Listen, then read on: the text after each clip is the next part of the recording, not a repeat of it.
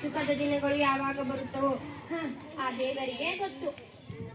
ಬಡತನ ನಮ್ಮ ಬೆನ್ನು ಹತ್ತಿದೆ, ಅದು ನಮ್ಮನ್ನು ಬಿಟ್ಟು ಹೋಗುವುದಿಲ್ಲ. ಬಡತನ ನಮಗಿರಲಿ, ಮನೆ ತುಂಬಾ ಮಕ್ಕಳು ಇರಲಿ ಎಂದಲ್ಲಿ ದೇವರಲ್ಲಿ ಬೇಡಿಕೊಂಡಿಯೋ ಹೇಗೆ? ಮಕ್ಕಳಿರಲಿ ಅಂದಿದ್ದು ನಿಜ, ಆದ್ರೆ ಅಮ್ಮ ಅಮ್ಮ ಹಸಿವಾಗ್ತಿದೆ. ಅಮ್ಮ ನನಗೂ ಹಸಿವಾಗ್ತಿದೆ, ಊಟ ಕೊಡಮ್ಮ. ನೋಡಿದ್ರ ಮಕ್ಕಳೆಲ್ಲ ಹಸಿವಿನಿಂದ ಕಂಗಾಲಾಗಿವೆ. ಪಾಂಡಿತ್ಯ ಉಳ್ಳ ನನ್ನ ಗಂಡ ದುಡಿದು ತರ್ತಾರಂತ ತಿಳಿದಿದ್ದೆ. ಯಾವುದಕ್ಕೂ ಕಾಲ ಕೂಡಿ ಬರಬೇಕಲ್ಲ. ಅಂತೂ ಇಂತೂ ನಮಗೆ ಬಡತನವೇ ಗತಿ. ಚಿಂತೆ ಮಾಡಿದರೆ ಏನು ಬಂತು? ಜೀವನದಲ್ಲಿ ಬಂದಿದ್ದನ್ನು ಅನುಭವಿಸಲೇಬೇಕು, ಅದೇ ಮಾನವ ಧರ್ಮ. ನೀವು ನೀತಿ ಹೇಳೋದ್ರಲ್ಲಿ ಬಹಳ ಮುಂದು. ನೀತಿ, ನಿಯಮ, ವಿಧೇಯತೆ, ಪಾಂಡಿತ್ಯ ಇದ್ದುದರಿಂದಲೇ ಗುರುಕುಲದಲ್ಲಿ ಶ್ರೀಕೃಷ್ಣನನ್ನ ಸ್ನೇಹಿತನಾದದ್ದು. ಮಾತು ಮಾತಿಗೂ ಶ್ರೀಕೃಷ್ಣನ ಸ್ನೇಹಿತನಾಗಿದ್ದ ಅಂತೀರಿ? ನಿಜಕ್ಕೂ ಆತ ನನ್ನ ಪರಮ ಮಿತ್ರನಾಗಿದ್ದ. ಗುರುಕುಲದಲ್ಲಿ ಒಟ್ಟಿಗೆ ವಿದ್ಯಾಭ್ಯಾಸ ಮಾಡಿದೆವು. ಸತ್ಯ ಹೇಳಿಲ್ಲ, ಆ ಶ್ರೀಮಂತರಲ್ಲಿ ನೀವೆಲ್ಲಿ ಯಾಕೆ ಸುಮ್ಮನೆ ಬಲಾಯಿ ಬಿಡ್ತೀರಾ? ಯಾಕೆ ಸುಳ್ಳು ಹೇಳಲಿ ನಾನು? ಕೃಷ್ಣ ಸದಾ ನನ್ನ ಜೊತೆಯಲ್ಲಿಯೇ ಇರುತ್ತಿದ್ದ. ಒಟ್ಟಿಗೆ ವಿದ್ಯಾಭ್ಯಾಸ ಮಾಡಿದೆವು. ನನ್ನನ್ನು ಕಂಡರೆ ಅವನಿಗೆ ಅಪಾರ ಪ್ರೀತಿ, ಸ್ನೇಹ, ಗೌರವ. ಅಂತಹ ಶ್ರೀಮಂತನಿದ್ದರೂ ಇಲ್ಲಿವರೆಗೂ ನೀವು ಏಕೆ ಅವರ ಹತ್ತಿರ ಸಹಾಯ ಕೇಳಲಿಲ್ಲ? ಬಡವನಾದವ ದೊಡ್ಡವರ ಮನೆಗೆ ಸಹಾಯ ಕೇಳಲು ಹೋಗಬಾರದು. ಸ್ನೇಹಿತರೆದರು ಎಂಥ ಸ್ವಾಭಿಮಾನ! ದಯವಿಟ್ಟು ಹೋಗಿ ಅವರಲ್ಲಿ ಸಹಾಯ ಕೇಳು. ಹೇಗೆ ಕೇಳುವುದು? ಆತ್ಮೀಯ ಗೆಳೆಯ ಅನ್ನುತ್ತೀರಿ ಅಂದ ಮೇಲೆ ಅವರು ಸಹಾಯ ಮಾಡುತ್ತಾರೆ. ಇಲ್ಲ ಅನ್ನಲಾರ, ಆದರೂ ಕೇಳುವುದಕ್ಕೆ ಸಂಕೋಚ.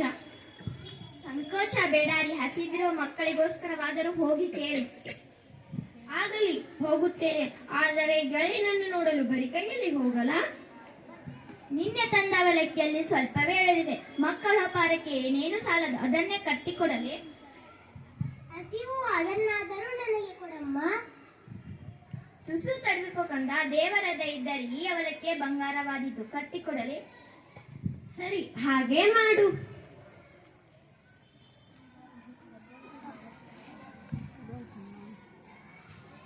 ಯಾರು ನೀನು? ಇಲ್ಲಿಗೆ ಏಕೆ ಬಂದಿರುವೆ? ಹೊರಗೆ ಹೊರಟು ಹೋಗು. ನಾನು ಆ ಕೃಷ್ಣನ ಸ್ನೇಹಿತ. ನೀನು ಶ್ರೀಕೃಷ್ಣನ ಮಿತ್ರನೇ, ಸುಳ್ಳು ಹೇಳಬೇಡ.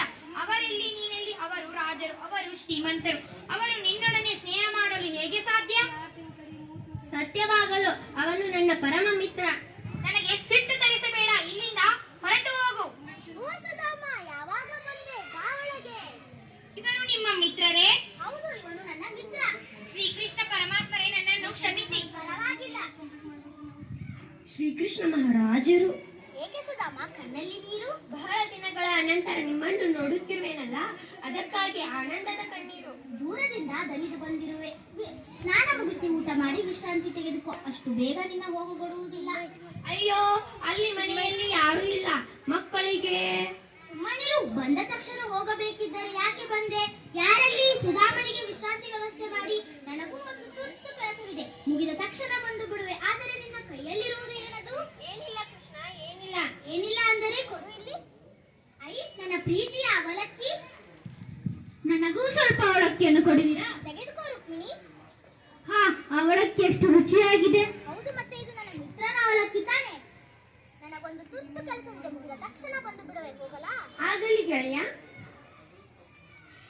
ಶ್ರೀಕೃಷ್ಣನಂತಹ ಮಿತ್ರನನ್ನು ಪಡೆದ ನಾನೇ ಧನ್ಯ. ನನ್ನನ್ನು ಮರೆತಿಲ್ಲ. ನಾನು ತಂದ ಅವಲಕ್ಕಿಯನ್ನು ತಾನು ತಿಂದ ಹೆಂಡತಿಗೂ ತಿನ್ನಿಸಿದ. ಇಷ್ಟೊಂದು ಪ್ರೀತಿ ವಿಶ್ವಾಸವಿರುವ ಕೃಷ್ಣನ ಹತ್ತಿರ ನನ್ನ ಬಡತನ ಹೇಳಿ ಆತನ ಮನಸ್ಸಿಗೆ ಬೇಸರ ಉಂಟು ಮಾಡಬಾರದು.